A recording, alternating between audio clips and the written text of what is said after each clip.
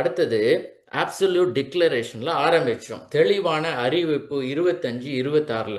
இப்போ இந்த சமாரிய பெண் இதை கேட்டுட்டு 25வது வசனத்துல சொல்லுது, கிறிஸ்து எனப்படுகிற மேசியா வருகிறார். I know that Messiah is coming, he who is called Christ அப்படின்னு சொல்லி, அவர் வரும்போது எல்லாவற்றையும் நமக்கு அறிவிப்பார் என்றார். இது ஒரு சிம்பிள் ஸ்டேட்மெண்ட் கிடையாது. நம்ம வாசிக்கிற ஒவ்வொரு வார்த்தையும் தேவன் நமக்கு பரிசுத்த ஆவியானவர் மூலமாக இந்த யோவானை ஏவி எழுத செய்திருக்கிறார். எதற்காக இந்த அம்மா இந்த ஸ்டேட்மெண்ட்டை சொல்லணும்? அந்த அம்மா ஒரு காரியம் சொல்லிச்சு இல்லையா, இந்த மலையில அந்த மலையில நாங்க வர்ஷிப் பண்றோம், நீங்க அங்க வர்ஷிப் பண்றீங்க அப்படின்னு சொல்லிச்சு. இயேசுவானவர் சொன்னார், ஆவியோடும் உண்மையோடும் சொல்லி தேவன் ஆவியா இருக்கிறான்னு சொன்னார். அதோட அந்த அம்மா விட்டுருக்கலாம் இல்லையா? எதுக்காக இந்த அம்மா வந்துட்டு கிறிஸ்து எனப்படுகிற மேசியா வருகிறார் என்று அறிவேன், அவர் வரும்போது எல்லாவற்றையும் நமக்கு அறிவிப்பார் என்றாள். இந்த அம்மா எதற்காக சொன்னார்? முதலாவது நமக்கு தெரிய வேண்டிய காரியம் என்னன்னா, இந்த வார்த்தை கிரைஸ்ட், கிறிஸ்து, கிறிஸ்டாஸ் என்றதான் கிரேக்க வார்த்தை. இந்த வார்த்தை கிறிஸ்து என்கிற வார்த்தை 534 முறை இந்த புதிய ஏற்பாட்டில் பயன்படுத்தப்பட்டிருக்கிறது இயேசுவை குறித்து. 534 டைம்ஸ். ஆனா பாருங்க, 2 முறை மட்டும்தான் இந்த புதிய ஏற்பாட்டில் நியூ டெஸ்டமென்ட் மெஸ்ஸையா, மேசியான்ற வார்த்தை யூஸ் பண்ணியிருக்காங்க. அந்த மேசியா, அந்த வார்த்தை மாஷியாக் அப்படின்ற வார்த்தை எபிரேய மொழியின் வார்த்தை. It's a Hebrew language word. பழைய ஏற்பாடு மோஸ்ட்லி எபிரேய மொழியில் எழுதப்பட்டது. அதை தான் யூதர்கள் பேசினார்கள். அதுக்கப்புறம் புதிய ஏற்பாடு காலத்துல நிறைய பேர் இந்த கிரேக்க மொழியும் பேச ஆரம்பிச்சாங்க. அதனாலதான் நம்ம நியூ டெஸ்டமென்ட் கிரீக்ல எழுதிருக்குது. Old testament Hebrew, new testament Greek. So அதனால இந்த கிறிஸ்துன்ற வார்த்தை கிரேக்க வார்த்தை. இதுதான் மோஸ்ட்லி நியூ டெஸ்டமென்ட்ல நம்ம பார்ப்போம் 500 முறைக்கு மேலாக. ஆனா 2 முறை மட்டும்தான் டைரக்ட் ஸ்பீச்ல ஒருத்தங்க பேசுறத அப்படியே கொட்டேஷன்ல சொன்னதாக மெஸ்ஸாயா, மேசியான்ற வார்த்தை இருக்கு. அந்த 2 தடவையும் யோவான் இந்த சுவிசேஷத்துல தான் இருக்குது. அந்த யோவான் சுவிசேஷத்திலையும் அந்த 2 முறையும் நாம் பார்த்து விட்டோம். முதலாவது நம்ம பார்த்தது இந்த சீமோன் பேதுரு, யோவான் 1ல அந்திரேயா போய் தன்னுடைய அந்த பிரதர், சகோதரன் ஆகிய இந்த சீமோனை போய் கூப்பிடுறப்ப அவன் சொன்ன காரியம் யோவான் 1:41ல we have found the messiah, மேசியாவை நாம் கண்டோம். மேசியா, மெஸ்ஸாயானே இருக்கும். அங்க இத எழுதின யோவான் அப்போஸ்தலனான யோவான் தன்னை வாசிக்கிற யூத மக்கள் கிரேக்க மொழி நன்றாக தெரிந்ததால் அங்க யோவான் 1:41ல போய் பார்த்தீங்கன்னா, இங்கே அங்க எழுதுறாரு, அந்திரேயா அப்படி சொன்னா சைமன்டன்னு, என்னது we have found the messiahன்னு. அதுக்கு அப்புறம் அவர் பிராக்கெட்ல இங்கிலீஷ்ல போட்டிருக்கும், தமிழ்ல இருக்கும், மெஸ்ஸாயா என்பதற்கு கிறிஸ்து என்ற அர்த்தமாம், அவர் கிறிஸ்து என்பதற்கு மேசியா என்ற அர்த்தமாம். இந்த மீனிங்கை அவர் சொல்லி தன்னை வாசிக்கிறவர்களுக்கு ஹெல்ப் பண்றாரு. இதுதான்ப்பா சொல்றாரு அவரு, மேசியானா நீங்க பாட்டுக்கு வேற ஏதாவது நினைக்காதீங்க, மேசியான்றதுக்கு கிறிஸ்து என்ற அர்த்தமாம். அது முதலாவது. 2வது முறையாக பயன்படுத்தின வார்த்தை தான் நம்ம இந்த வசனத்துல பார்க்கிறோம். அந்த ஸ்திரீ சொல்றா, we know Kristu, I know that Messiah is coming, he is called Christ. இந்த 2 முறை மட்டும்தான் புதிய ஏற்பாட்டுல மேசியா என்கிற வார்த்தையை நாம பார்ப்போம். இந்த இத்தனை புஸ்தகத்திலையும் 27 புஸ்தகத்திலையும் 2 முறை தான் மேசியா இருக்கும். அந்த 2 முறையும் யோவானுடைய சுவிசேஷத்துல இருக்கு. அந்த 2 முறை நம்ம பார்த்து விட்டோம். இந்த கிறிஸ்து அப்படின்ற வார்த்தை மேசியா அப்படின்னா அனாயிண்டட் ஒன், அபிஷேகம் பண்ணப்பட்டவர் என்பது அர்த்தம். பழைய ஏற்பாடு காலத்துல சில பேர் ராஜாக்களாக அபிஷேகம் பண்ணப்பட்டார்கள், சில பேர் ஆசாரியர்கள் பிரீஸாக, சில பேர் தீர்க்கதரிசியாக அபிஷேகம் பண்ணப்பட்டார்கள். அந்த அபிஷேகம் பண்ணப்படுறதுக்கு ஒரு விசேஷித்த எண்ணெயை தயார் செய்து, அதுவும் மோசேயின் கட்டளையின்படி செய்து அதை அவர்கள் மேல ஊற்றுவார்கள். அதான் அபிஷேகம். ஆனா பாருங்க, இப்போ இந்த புதிய ஏற்பாட்டின் காலத்தில், இயேசு வந்த காலத்தில், ஒரு பெரிய ஒரு எக்ஸ்பெக்டேஷன் நம்ம சொல்லுவோம், it has reached a fever பிட்ச்ன்னு எக்ஸைட்மென்ட். என்ன எக்ஸைட்மென்ட்? எல்லா மக்களும் எதிர்பார்த்தது இந்த கிறிஸ்து வருவார் என்பது.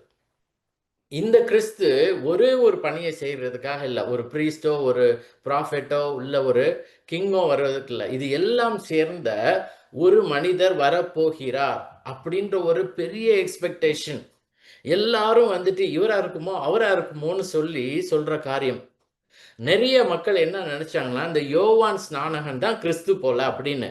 ஆனா யோவான் ஸ்நானகன் என்ன சொல்றார்? நான் கிறிஸ்து அல்ல. எனக்கு பின்னாக வருகிறவர் என்னிலும் மேன்மையா இருக்கிறார். அவருடைய பாத ரட்சைகளை அவிழ்க்கிறதற்கும் நான் பாத்திரன் அல்லன்னு சொல்றாரு. அவர் உங்கள் நடுவிலே இருக்கிறார். ஆனா உங்களுக்கு தெரியாது, அறியாதது அப்படின்னு சொல்றாரு. ஸோ தான் இல்லன்னு சொல்லி கிளியரா சொல்லிட்டாரு. ஆனாலும் மக்கள் எதிர்பார்த்து கொண்டிருந்தார்கள். ஸோ இந்த அம்மா சொல்றப்பயும், அந்த அம்மாக்கு தெரிந்தது யூதர்கள் எல்லாரும் இப்படிப்பட்ட கிறிஸ்துவை எதிர்பார்க்கிறார்கள். அதனால இந்த அம்மா சொல்லுது, என்ன சொல்லுது? "I know that Messiah is coming. He who is called Christ." மேசியா வருகிறார் என்று அறிவேன். அந்த அம்மா மேசியான்ற வார்த்தையை பயன்படுத்தினாலும், நான் லாஸ்ட் டைம் சொன்ன மாரி சமாரியார்கள் மேசியான்ற வார்த்தையை பயன்படுத்தவில்லை. அவர்கள பொறுத்தவரையும் தகேபுரார். அந்த டஹேப்ன்றவரு மோசேயை போல ஒரு தீர்க்கதரிசி. அந்த டஹேபோட மீனிங் அதுவும் ஒரு எபிரேய வார்த்தை. It's a Hebrew word.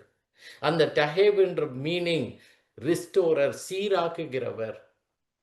One who brings people back, returns.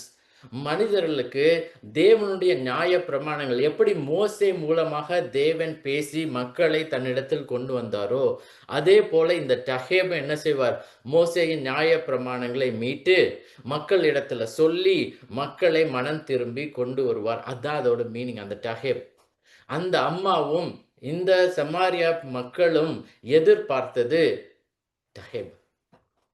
ஆனாலும் இயேசுவானவர் யூதனாய் இருக்கிறதினால் அந்த அம்மா பயன்படுத்துகிற வார்த்தை கிறிஸ்து வருகிறார் என்று நான் அறிவேன் அப்படின்னு சொல்லி இந்த அம்மா சொல்லுது. அது மட்டும் சொல்லாம பாருங்க, இன்னொன்னு சொல்லுது. அதுல தான் நம்ம மெயின் ஃபோக்கஸ் இன்னைக்கு இருக்க போகுது. இந்த அம்மா சொல்றது என்னன்னு பாருங்க.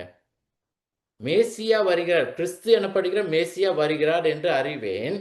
அதுதான் எல்லாரும் யூதர்களும் எதிர்பார்த்தாங்க. இதுல ஒன்றும் புதுசான காரியம் எதுவும் இல்லை.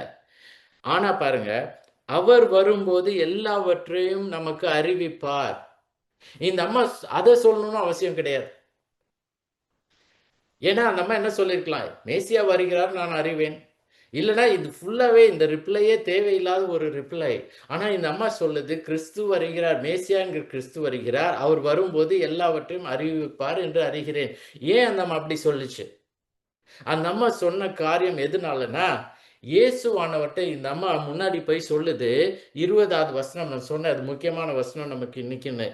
அந்த 20வது வசனத்துல அந்த அம்மா சொன்னது இயேசுவானவர்ட்ட, நீர் தீர்க்கதரிசி என்று அறிகிறேன்னு சொன்ன பிறகு, எங்கள் பிதாக்கள் இந்த மலையிலே தொழுது கொண்டு வந்தார்கள். நீங்கள் எருசலேமில் இருக்கிற ஸ்தலத்திலே தொழுது கொள்ள வேண்டும் என்கிறீர்களேன்னு சொல்லுச்சு.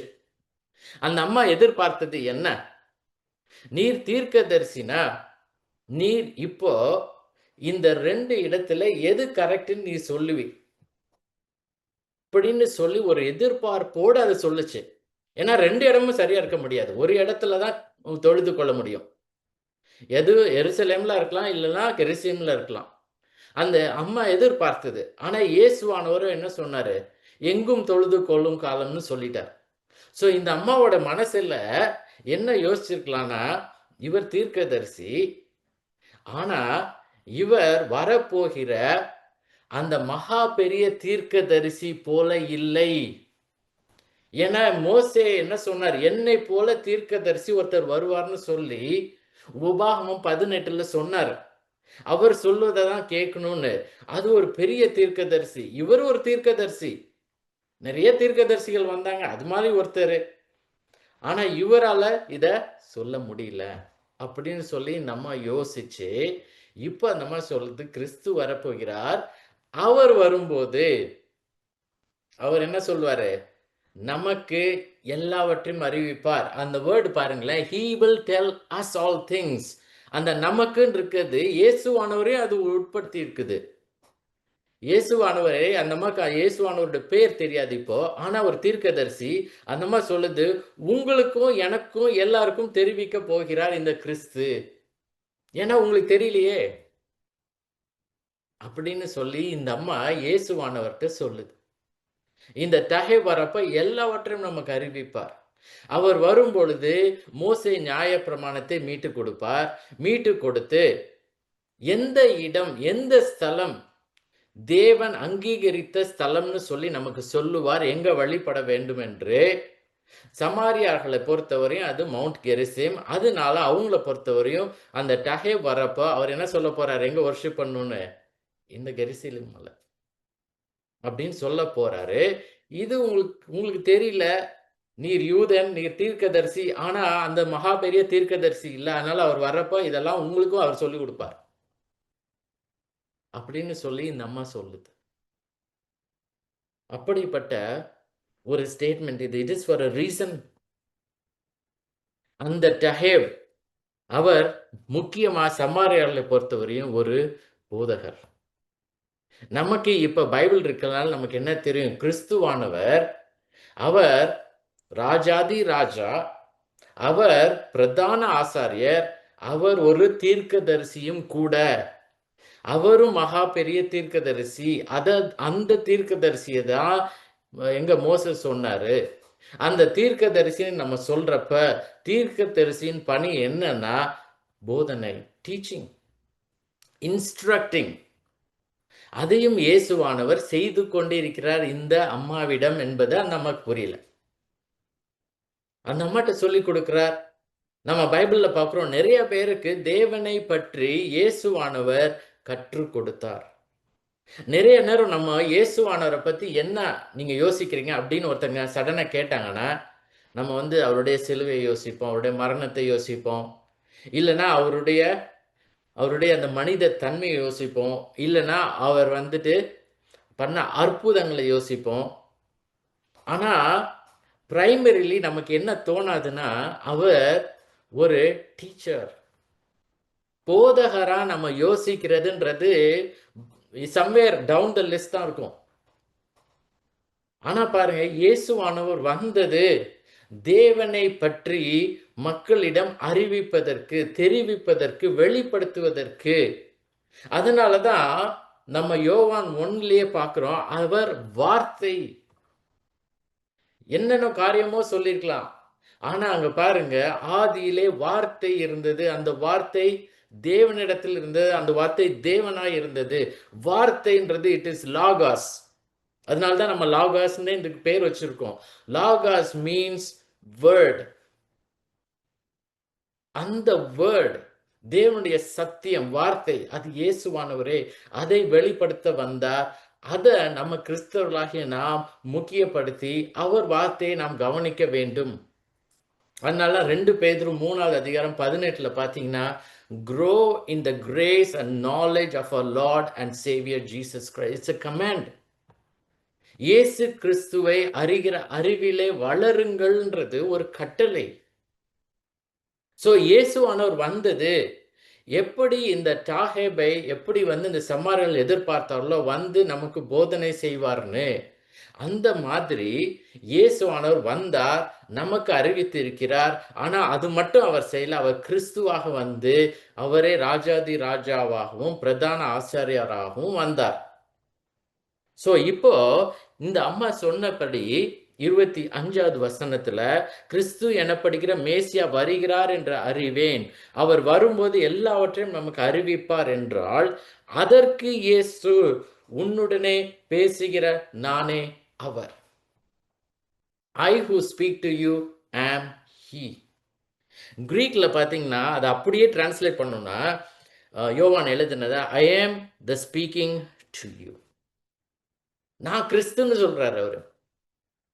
நிறைய நேரத்துல பாத்தீங்கன்னா அந்த ஜெகோவா விட்னஸ்னு ஒரு கூட்டம் இருக்குது.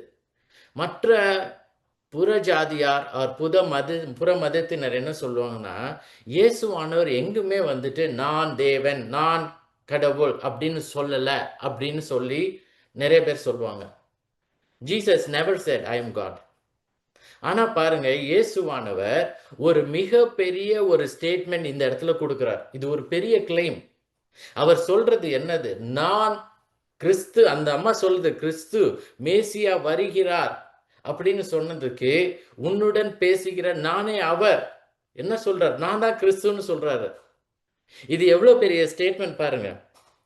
இது யோவான் 11வது அதிகாரம் 27 நீங்க போவேனாங்க. அது என்ன நடக்குதுன்னா, லாசரு இறந்து போயிட்டான்.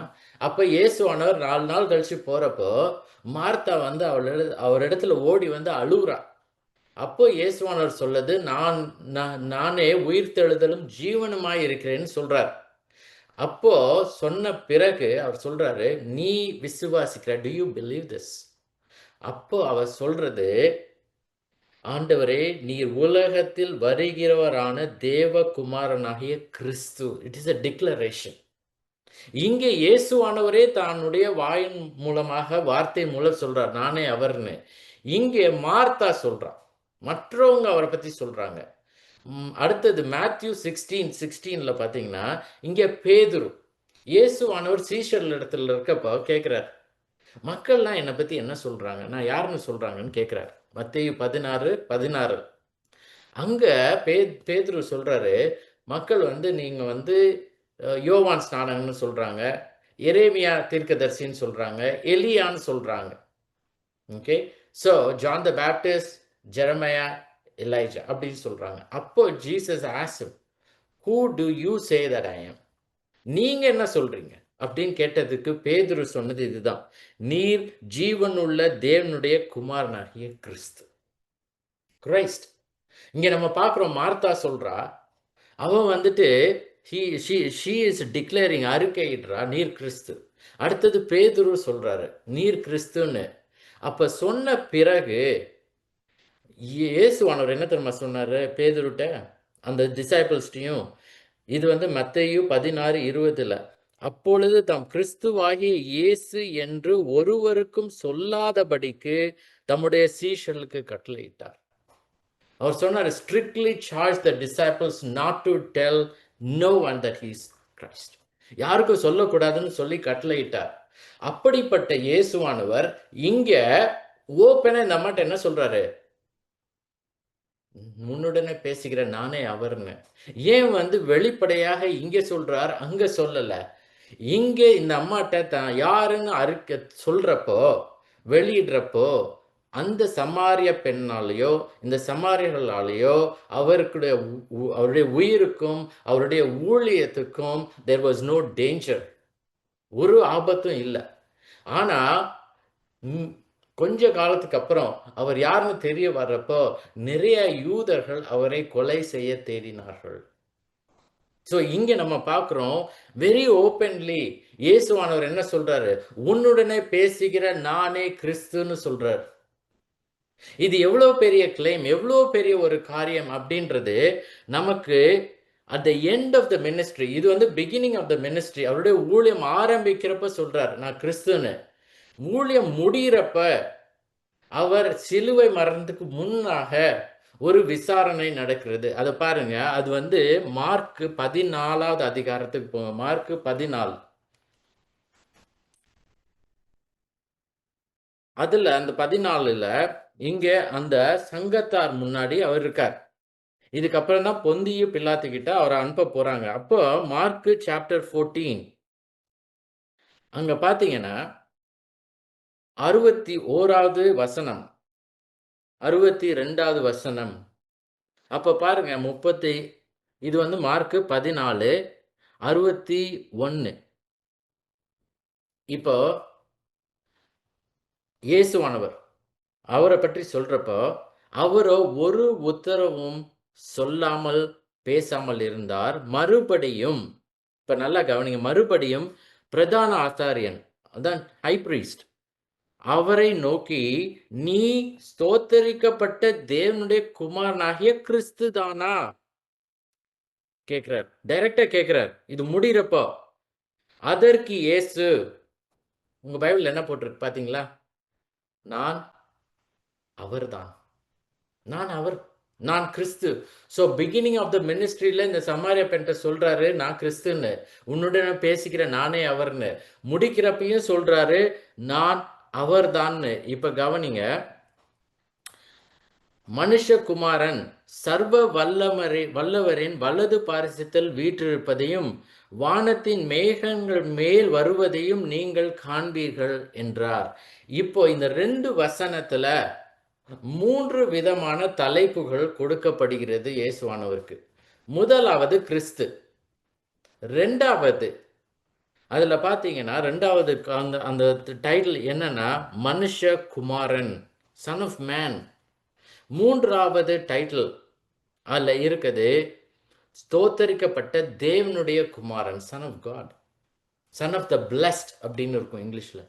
So son of God, Christ, son of man, 3 டைட்டிலையும் ஒருத்தருக்கே பயன்படுத்தி இருக்கிறாங்க. 3 பேருக்கு இல்ல, ஒருத்தருக்கே. அப்போ அந்த அந்த அந்த ஹை பிரீஸ்ட் அவனுடைய ரியாக்ஷன் வந்துட்டு நம்ம பார்க்கணும். இதை கேட்ட பிறகு 63ல பாருங்க, பிரதான ஆசாரியன் இதை கேட்ட உடனே தன் வஸ்திரங்களை கிழித்து கொண்டு அவன் ஒன்று சொல்றான். he just tore his robes, garments. அப்போ இனி சாட்சிகள் நமக்கு வேண்டியது என்ன? தேவ தூஷணத்தை கேட்டீர்களே. ஏன் தேவ தூஷணம்னு சொன்னான்? ஏன்னா அந்த பிரதான ஆசாரியன் ஹை பிரீஸ்டுக்கும் அந்த கவுன்சிலுக்கும் தெரிந்தது என்னன்னா, யாராவது தான் கிறிஸ்து அப்படின்னு சொன்னாங்கன்னா அவங்க என்ன அதை சொல்றாங்க, என்ன குறிக்கிறாங்க? தான் மாம்சத்திலே தேவன், நான் கடவுள்னு சொல்றாருங்க. அந்த மாதிரியான ஒரு சூழ்நிலை அது. அவர் கிறிஸ்து அப்படின்னு இந்த அம்மாட்ட சொல்றாரு இல்லையா, உன்னுடனே பேசுகிற நானே அவர்னு சொல்றப்போ என்ன சொல்றாரு இயேசுவானவர்? நீ நினைக்கிறியே இந்த டாகேபுன்னு, இந்த தீர்க்கதரிசின்னு, நீ சொன்னியே யாக்கோபு உம்மிலும் பெரிய, நீர் யாக்கோபிலும் பெரியவரோன்னு கேட்டீரே, அவங்க எல்லாத்தையும் படைத்தவரே நான் தான் அப்படின்னு சொல்றார். அவ்வளோ பெரிய கிளைம். உன் முன்னாடி நின்று தாகத்துக்கு தானு கேட்டது கடவுள், உன்னை படைத்தவர், இந்த உலகத்தை படைத்தவர். அப்படிப்பட்டவரிடம் நீ பேசிட்டு இருக்க அப்படின்னு சொல்லி இயேசுவானவர் அவளை மறைமுகமாக, இன்டிரெக்ட்லி he is correcting her. நான் பார்க்கறதுக்கு ஒரு சாதாரண யூதனா மாதிரி இருக்கலாம், இல்ல தீர்க்கதரிசி மாதிரி உனக்கு தோணலாம், ஏன்னா உன்னுடைய வாழ்க்கை பத்தி நான் சொன்னது. ஆனா உனக்கு புரியாத ஒரு காரியம் என்னன்னா, நான் மாம்சத்திலே தேவன். இதை நான் உனக்கு சொல்றதுக்காக நான் வந்தேன் அப்படின்னு சொல்லி இயேசுவானவர் அந்த அந்த சமாரியா பெண்ணிடம் சொல்லுகிறார். இப்ப பாருங்க அடுத்த வசனம் குவிக்லி. இது யோவான் 4வது அதிகாரம். இப்போ நம்ம பார்க்க போறது என்னன்னா, அஸ்டவுண்டட் டிசைபிள்ஸ். இது எப்படி வருதுன்னா, நம்ம இப்ப பார்த்தது 26 வசனங்களை முடிச்சிட்டோம். அது என்ன? Jesus offer to satisfy the need அப்படின்னு சொல்லி பார்த்தோம். இயேசுவானவர் ஆத்தும தேவையை திருப்திப்படுத்த அவர் கொடுத்த அழிப்புன்னு. இப்ப அடுத்த செக்ஷனுக்கு வரும். அது என்னது? Jesus example to reap the harvest. ஆத்தும அறுவடை பண்ண இயேசுவின் உதாரணம். நான் சொன்னபடி இங்க தான் guest appearance of the disciples. இங்க பார்ப்போம் 2 ஸ்டேட்மெண்ட்ல தான் இந்த சீஷர்களே பேசுவாங்க. ஸோ இப்போ நம்ம குவிக்லி பார்க்க போறது 27வது வசனம். இப்போ நம்ம பார்க்குறோம் 27. இதுதான் அஸ்டவுண்டட் டிசைபிள்ஸ், ஆச்சரியப்பட்ட சீஷர்கள். அத்தருணத்தில் அவருடைய சீஷர்கள் அவர் ஸ்திரீயுடனே பேசுகிறதை பற்றி ஆச்சரியப்பட்டார்கள். ஆகிலும் என்ன தேடுகிறீர் என்றாவது, ஏன் அவளுடனே பேசுகிறார் என்றாவது ஒருவனும் கேட்கவில்லை. they marveled. ஸோ இப்போ இயேசுவானவர் அறிவித்தார் இந்த அம்மாட்ட. அதுக்கப்புறம் தான் இந்த சீஷர்கள் திரும்பி வராங்க. இந்த சீஷர்கள் எங்க போயிருந்தாங்க? சீக்கார் ஊருக்கு. எதுக்கு போனாங்க? சாப்பாடு வாங்க. இப்ப திரும்பி வராங்க. திரும்பி வர்றப்போ இயேசுவானவர் இந்த யாக்கோபின் கிணற்றின் அருகே உட்கார்ந்து ஒரு சமாரிய ஸ்திரீயிடம் பேசி கொண்டிருக்கிறார் என்பதை பார்க்கிறார்கள். தூரத்துல இருந்து வரப்பே கூட பார்த்திருக்கலாம். மேபி கை கால் ஆட்டி பேசினதை வச்சு சொல்லியிருக்கலாம். எப்படி இவர் பேசிட்டு இருக்காருன்னு சொல்லி ஆச்சரியப்பட்டார்கள். அவர்கள் மனதில் ஆச்சரியப்பட்டார்கள். they were surprised. அவங்க இயேசுவானவர்ட்ட கேட்கவில்லை. உங்களுக்கு என்ன வேணும்? எதுக்காக இந்த அம்மாட்ட பேசுறீங்கன்னு சொல்லி கேட்கலன்றதையும் யோவான் எழுதுறாரு. ஏன்னா யோவானும் கூட இருந்தார். So அங்க அவர் எழுதுறார், they marveled that he was talking with a woman, but no one asked him, what do you seek, or why are you talking with her? Amazing இல்ல? எதுவுமே சொல்லல. ஏன் ஆச்சரியப்பட்டாங்க? அவங்க ஆச்சரியப்பட்டதுக்கு ஒரு ரீசன் இருக்கு. இத நெக்ஸ்ட் டைம் நம்ம பார்ப்போம். ஆனா பாருங்க, இதிலிருந்து நமக்கான அப்ளிகேஷன் முதலாவது, இயேசுவானவரை நாம் மிக மரியாதையுடன் எப்பொழுதுமே நம்ம அவரை வீக்னஸ்லயே பார்க்கிறோம். கிராஸ், அவர் மரணம் அடைந்தார் அப்படின்னே நம்ம யோசிக்கிறோம். அது ட்ரூ. ஆனா அவர் மாம்சத்திலே தேவன். அதை நாம் அறிந்து கொண்டு, உணர்ந்து, புரிந்து கொண்டு, பயத்தோடும் பக்தியோடும் ஆவியோடும் உண்மையோடும் அவரை தொழுது கொள்ள வேண்டும். அது முதலாவது. அவர் கிறிஸ்து. he is Christ. ஜீசஸ் கிரைஸ்ட்னு சொல்றோம். இயேசு கிறிஸ்து. இயேசு என்பது அவர் பிறந்தபோது அவர் கொடுக்கப்பட்ட பெயர். It's a name. கிரைஸ்ட் அப்படின்றது, கிறிஸ்து என்பது it's not a name, it's a title. அதை நம்ம புரிஞ்சுக்கணும். ரெண்டாவது, இயேசு கிறிஸ்துவானவர் எப்படி இந்த ஸ்திரீயிடம் பொறுமையாகவும் எப்படி ஒரு ஒரு ஒரு அன்போடு பேசினாரோ, புரியாததை எடுத்து கூறுகிறாரோ, அதுபோல கிறிஸ்தவர்களாகிய நாமும் ஒழுக்கமற்ற மக்களிடத்திலும் போய் நாம் அவர்களுடைய ஆத்தும தேவையை அவர்களுக்கு தெரியப்படுத்தி அது எங்க அதை நிவர்த்தி செய்யலாம்னு சொல்லணும். சுவிசேஷத்தை அறிவிக்க வேண்டும். நிறைய நேரம் நம்ம சுவிசேஷத்தை நமக்குள்ளே வச்சுக்கிறோம், யார்ட்டையும் சொல்றது இல்லை. இப்ப நம்ம சுவிசேஷத்தை அறிவிக்க வேண்டும்.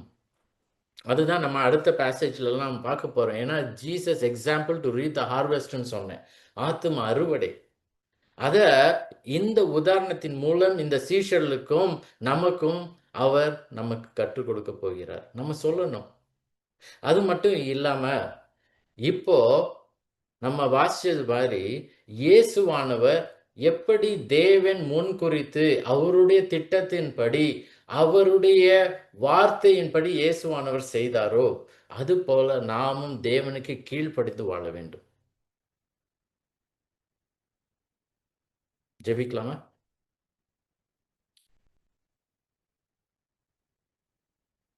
மகா உன்னதங்களில் வாசமா இருக்கிற எங்கள் தகப்பனே, எங்கள் பிதாவே, எங்கள் தேவனே, நீர் கொடுத்த ஈவுகளுக்காக உமக்கு நன்றி. so many gifts. இயேசுவானவரை அனுப்பினீர். எங்களுக்கு இந்த வார்த்தையை கொடுத்திருக்கிறீர், சத்தியத்தை கொடுத்திருக்கிறீர். பரிசுத்த ஆவியானவர் மூலமாக எங்களுக்கு வார்த்தையை புரிய வைத்திருக்கிறீர். எங்களுக்கு விசுவாசத்தை கொடுத்திருக்கிறீர்கள். அதற்காக உமக்கு நன்றி ஆண்டவரே. நாங்கள் இப்பொழுது ஆண்டவரே பல நேரங்களும் உண்மை சத்தியத்தை தவறாக புரிந்தோ அறியாமலோ வாழ்ந்துக்கிறோம். எங்களை மன்னித்தள்ளும் ஆண்டவரே. நாங்கள் இன்னும் அதிகமாக ஆண்டவரே உண்மை அறிந்து கொள்ள நாங்கள் வாசித்தது போல ஆண்டவரே, சொன்னது போல கட்டளையின்படி ஆவியோடும் உண்மையோடும் அந்த உண்மையை அறிந்து அதன்படி உம்மை தொழுது கொள்ள கிருபை செய்தலும். அது மட்டும் இல்லாமல் ஆண்டவரே, எங்களுக்கு தெரிந்த இந்த உண்மையை எது தெரியுதோ அதை மற்றவர்களுக்கு ஒண்ணுமே தெரியாதவங்களுக்கு இயேசு கிறிஸ்துவை பற்றி சொல்லி அவர்களையும் ஆண்டவரே தேவனுடைய ராஜ்யத்துக்குள் சேர்த்து கொள்ள நீர் கிருபை செய்தலும். எங்களுக்கு அந்த மன பாரத்தை தாரும், மற்றவர்களிடத்துல அன்பை தாரும். நாங்கள் அவங்க வரணும்னு வெயிட் பண்ணாமல் நாங்கள் போய் உமக்கு சீஷலாக்க கிருபை செய்தலும். உம்முடைய வார்த்தையின்படி நாங்கள் கீழ்ப்படிந்து நாங்கள் உம்மை மகிமைப்படுத்த கிருபை செய்தல வேண்டுமா? இயேசுவின் மூலம் ஜெபிக்கிறோம் பிதாவே. ஆமென்.